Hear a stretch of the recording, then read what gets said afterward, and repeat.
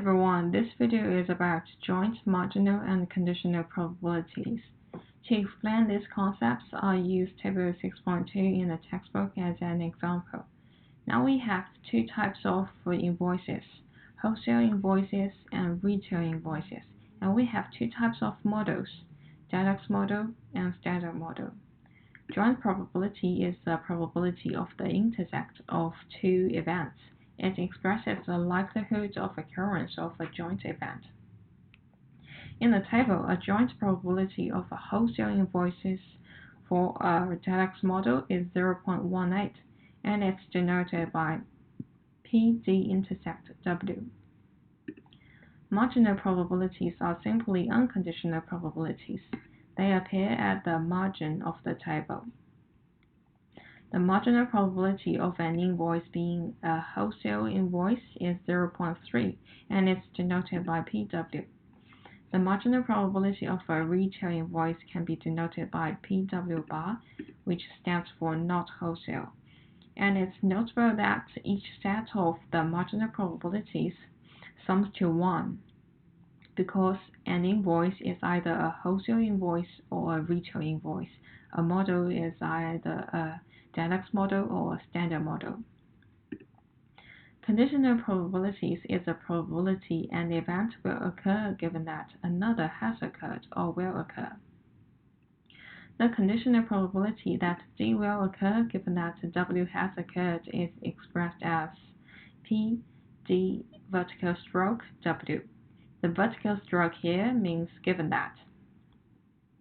It can be calculated using this formula, which is equal to P D intersect W divided by PW equals to 0.18 divided by 0.3 equals to 0.6. Now let's move on to an example given in the lecture slides. A potential investor examined the relationship between the performance of mutual funds and the university where the fund manager earned his or her MBA. The joint probabilities have been given in the table. Now we can calculate the marginal probabilities by adding up the columns and the rows.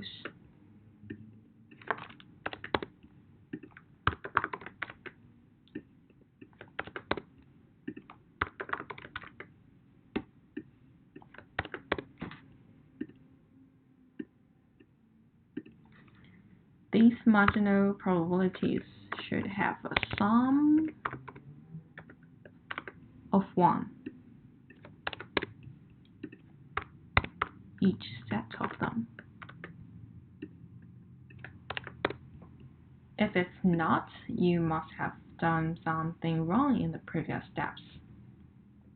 Next, we want to find the conditional probability that a randomly selected fund is managed by a top 20 MBA program graduate, given that it did not outperform the market. So the probability we want to find is PAI, given that B2 occurs. Using the formula here again, it should be equal to PAI intersect B2 divided by PB2. So it equals to A1 intersect B2 divided by probability of B2. So this is the result we want to get. Okay, thanks for listening this video. Hope this will help. Bye.